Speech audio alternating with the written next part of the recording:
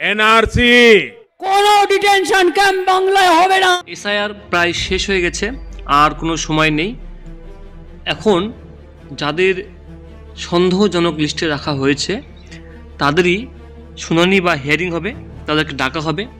এবং এসআইআর যে শুনানি হবে সেটা খুব ইম্পর্টেন্ট, ভেরি ইম্পর্টেন্ট বন্ধুরা। কেননা এখানে অনেকেরই নাগরিকত্ব চলে যাওয়ার ব্যাপার রয়েছে, আর আপনারা জানেন নাগরিকত্ব চলে গেলে আসামের মতো অবস্থা হবে, ডিটেনশন ক্যাম্পে পাঠানো হবে এবং আপনার সমস্ত পরিচয়পত্র ছিনিয়ে নেওয়া হবে, আপনাকে অবৈধ নাগরিক ঘোষণা করে দেওয়া হবে।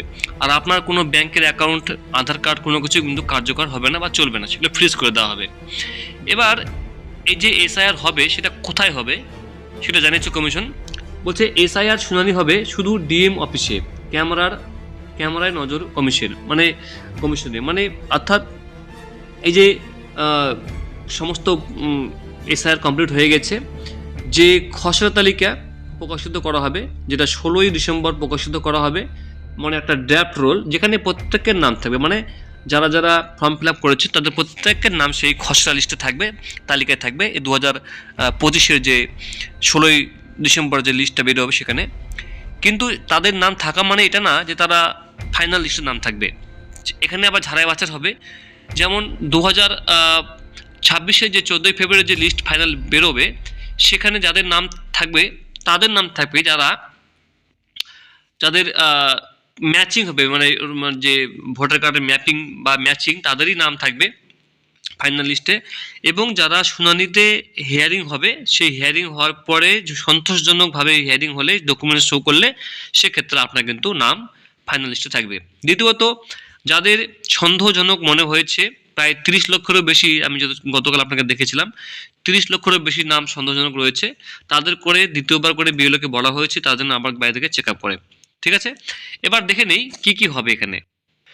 16ই ডিসেম্বর খসড়া তালিকা প্রকাশের দিন থেকে শুরু হবে শুনানি পর্ব, মানে 16ই ডিসেম্বর লিস্ট বেরোবে সেই দিন থেকে আবার কিন্তু যে হিয়ারিং নেওয়া শুরু হয়ে যাবে।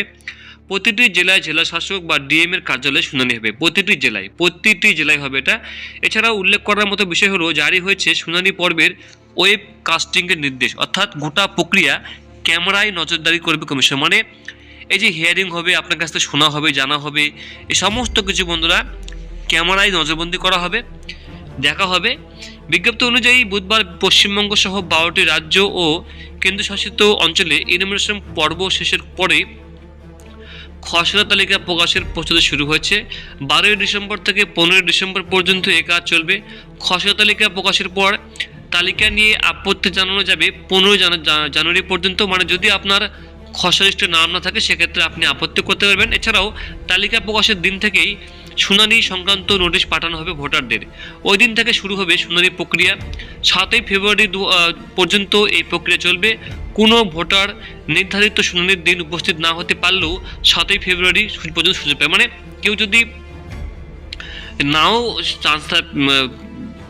হাজির না হতে পারে হিয়ারিং এর দিন, সেক্ষেত্রে তাকে আবারও চান্স দেওয়া হবে। মানে 7ই ফেব্রুয়ারি পর্যন্ত এই প্রক্রিয়া চলবে 16ই ডিসেম্বর থেকে। মূলত 2002 সালে ভোটার তালিকায় নিজের নাম বা আত্মীয়ের নাম না থাকা অর্থাৎ আনম্যাপ ভোটারদের শুনানির জন্য ডাকা হবে। অর্থাৎ 2002-এর যাদের নিজের ভোটার লিস্টে নাম নেই বা বাবা মায়ের কারো নাম নেই, তাদেরই আনম্যাপ করা হয়েছে এবং তাদেরই কিন্তু শুনানির জন্য ডাকা হবে। অর্থাৎ তাদেরই কিন্তু ডকুমেন্ট চাওয়া হবে সেই জায়গাটায় যেখানে শুনানি করা হবে। সেক্ষেত্রে প্রায় কয়েক লক্ষ, কেন কোটিও হতে পারে বন্ধুরা, কয়েক লক্ষ কোটির মতো নাম আছে যারা কিন্তু 2002-এর নিজের নাম নেই, বাবার নামও নেই, এবং যারা বাংলাদেশি খোদ তাদের তো নাম নেই এখানে শুধুমাত্র বাংলাদেশি নয়, এখানে অনেক ভারতীয় বাঙালি আছেন যাদের কিন্তু সত্যিকার যারা ভারতীয়, তাদের কিন্তু অনেকেরই কিন্তু 2002-এর বা বাবা মায়ের কোনো নাম নেই।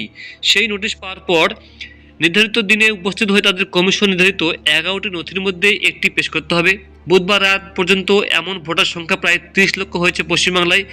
এছাড়াও যেসব ভোটারের 2002 সালের তালিকার সঙ্গে ম্যাপিং ও ম্যাচিং হয়ে গেছে কিন্তু সেই ম্যাপিং নিয়ে কমিশনের সন্দেহ রয়েছে, অর্থাৎ অনেকে নিজের নাম, বাবার নাম বা সেই সমস্ত কিছু দিয়েছে তারপরেও সন্দেহজনক রয়েছে, এমন ভোটারদেরও হিয়ারিংয়ের জন্য ডাকা হবে। এক্ষেত্রে যারা ভুল বা মিথ্যা প্রমাণ দিয়েছেন তারা কিন্তু বড় সমস্যায় পড়বে বন্ধুরা। সেক্ষেত্রে পরিস্থিতি অনুযায়ী তাদের কমিশনের প্রশ্নের জবাব দেওয়ার পাশাপাশি ফর্মে থাকা তথ্যের সপক্ষে প্রমাণ দাখিল করতে হবে। গোটা শুনানি প্রক্রিয়া প্রত্যক্ষ করার জন্য প্রতিটি শুনানি কেন্দ্রে ওয়েবকাস্টিং নির্দেশ দিয়েছে, মানে টেলিকাস্ট হবে ক্যামেরা। সেই প্রক্রিয়ায় নজরদারি চালাবে কমিশন কর্তারা। সেই সঙ্গে সব ফুটেজ সংরক্ষণ করা হবে বলে জানা গিয়েছে। পরবর্তীতে কোনো রকম বন্ধুরা যদি কোনো কোর্ট ক্যাথারি ব্যাপার বা কোনো রকম যদি কোর্টে যদি কোনো হিয়ারিং হয় সেক্ষেত্রে কিন্তু বন্ধুরা কাজে লাগবে। তো বন্ধুরা এই ছিল আপডেট। কোনো কোশ্চেনটা জানাবেন অবশ্যই, কিন্তু বন্ধুরা আপনাদের সাবমিট হয়েছে কিনা অবশ্যই কিন্তু অনলাইনে চেক করবেন, কারণ দিন বেশি নেই, 16 তারিখ থেকে শুরু হয়ে যাচ্ছে hearing. Thank you so much.